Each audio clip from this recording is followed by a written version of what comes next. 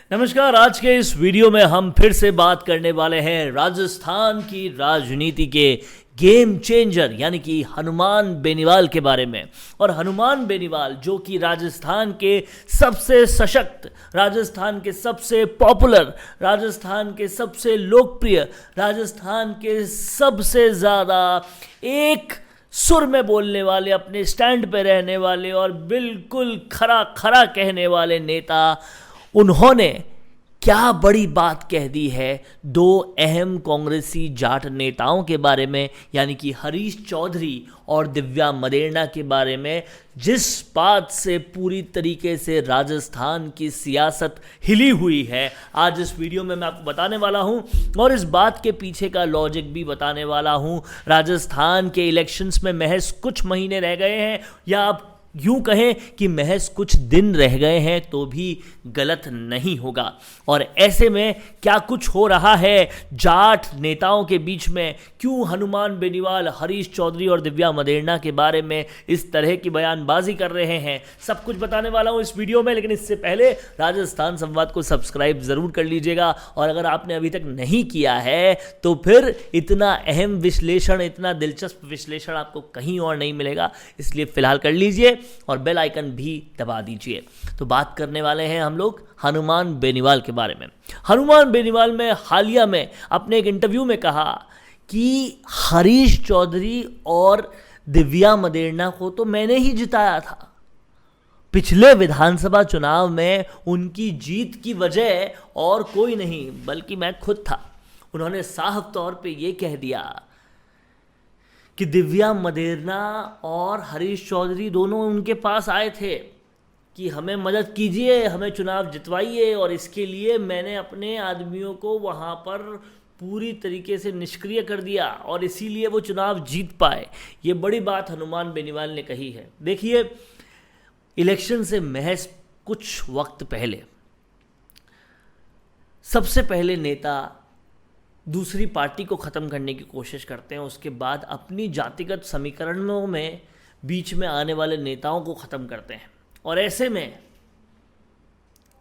राजनीतिक गलियारों के हलकों में बातचीत ये हो रही है कि ये पूरी बयानबाजी हरीश चौधरी और दिव्या मदेरणा को ख़त्म करने के लिए कही गई है। लेकिन दूसरी तरफ हनुमान बेनीवाल का कहना है कि उनको निपटाना तो खुद मुख्यमंत्री गहलोत चाहते हैं। वो चाहते ही नहीं कि ये दोनों जाट नेता आगे बढ़े। आपको ये भी समझना चाहिए कि इस बात में दम इसलिए भी है क्योंकि हरीश चौधरी और दिव्या मदेरणा ही दो ऐसे नेता हैं जो बहुत मुखर रहे हैं पिछले दिनों मुख्यमंत्री गहलोत के बारे में।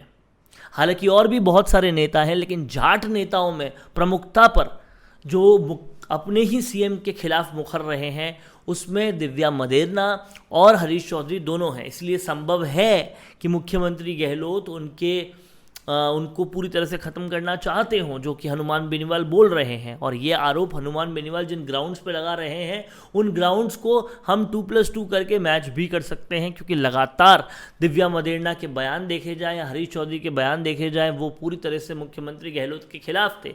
और मुख्यमंत्री गहलोत जो हैं वो अगर किसी के लिए या किसी के खिलाफ राजनीति शुरू करते हैं तो वो किस हद तक जा सकती है ये राजस्थान का बच्चा जानता है। और इसीलिए हरीश चौधरी और दिव्या मदेरणा कहीं ना कहीं पूरी तरह से हिट लिस्ट में हैं, और उस पर से अब हनुमान बेनीवाल का ऐसा बयान उनको और ज़्यादा खतरे में डाल सकता है। मारवाड़ से करने वाली ये सियासत करते हैं दोनों, और मारवाड़ से ही मुख्यमंत्री गहलोत भी आते हैं। मारवाड़ के ही विधायक अगर उनके खिलाफ हो जाते हैं तो जाहिर तौर पर उनको इंटरनली कांग्रेस के मुख्यमंत्री से और एक्सटर्नली हनुमान बेनीवाल जैसी पावर से दोनों तरफ से खतरा है। और ये खतरा अब कहीं ना कहीं बढ़ना शुरू हो गया है, क्योंकि बयानबाजियां इन दोनों के खिलाफ शुरू हो चुकी है। हनुमान बेनीवाल ने यहाँ तक कहा था कि दिव्या मदेरणा ने उनके पिताजी का वास्ता दिया कि मेरे पिताजी तो जेल में हैं, इसलिए मेरी मदद करो। अपने पिताजी की कंडीशंस पर वो कहीं ना कहीं मदद की गुहार कर रही थी, और इस तरीके से उनको एक ओपन इंटरव्यू में कहना कहीं ना कहीं उनकी इमेज को टार्निश करने के बहुत बड़े प्रयास हैं। अब देखना ये होगा कि जाट जाट में ये बिखराव नंबर 2 की कहानी जो कि इलेक्शन से जस्ट पहले शुरू हुई है, वो बिखराव कितना फलता है, किसके लिए फलता है और किसके लिए गलता है, ये देखने वाली बात होगी। आप लोग लगातार पैनी नज़र बनाए रखिए चुनावों के पहले होने वाले इन घटनाक्रमों पे, क्योंकि ये घटनाक्रम कहीं ना कहीं चुनावों को बहुत ज़बरदस्त तरीके से इफ़ेक्ट करते हैं। हालांकि एक तबका ये समझता भी है कि ये सब इसीलिए हो रहा है क्योंकि चुनाव हो रहा है, लेकिन जो परसेप्शन बनाने का काम है, जो माहौल बनाने का काम है, जो माहौल बिगाड़ने का काम है, वो पूरी तरह से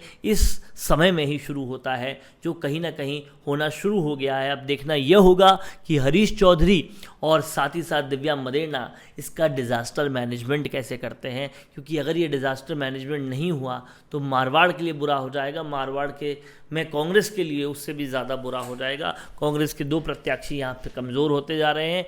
हरीश चौधरी और दिव्या मदेरणा दोनों ही मारवाड़ के अहम प्रत्याशियों में से एक हैं और दोनों ही जाट हैं। अब कहीं ना कहीं अगर हनुमान बेनीवाल को अपने जाट वोट बैंक को और बढ़ाना है या अपने कैंडिडेट्स को जिताना है तो इनको टार्निश करने से फ़ायदा उनका भी है। और कहीं ना कहीं जिस तरह से मुख्यमंत्री के खिलाफ दोनों मुखर थे, तो मुख्यमंत्री गहलोत भी कहीं ना कहीं इस तरीके से कर सकते हैं, ऐसा हनुमान बेनीवाल का कहना है। क्या कुछ कहना है आपका, हमें कमेंट करके बताएं। इस पूरे वीडियो का विश्लेषण आपको कैसा लगा ये भी ज़रूर बताएं। देखते रहें राजस्थान संवाद। नमस्कार। कौन देखता है अब टीवी पर आपको कितनों ने देखा, ये कैसे पता चलेगा? घर घर इंटरनेट पहुंचने के बाद अब सब कुछ है डिजिटल। आपका वीडियो कितनों ने देखा ये हर पल आपको पता चलेगा, इसलिए डिजिटल मीडिया में बनाइए अपनी पहचान। 4.5 करोड़ से ज्यादा व्यूज और 3,27,000 से ज्यादा सब्सक्राइबर वाले राजस्थान के चैनल राजस्थान संवाद पर करवाइए कवरेज।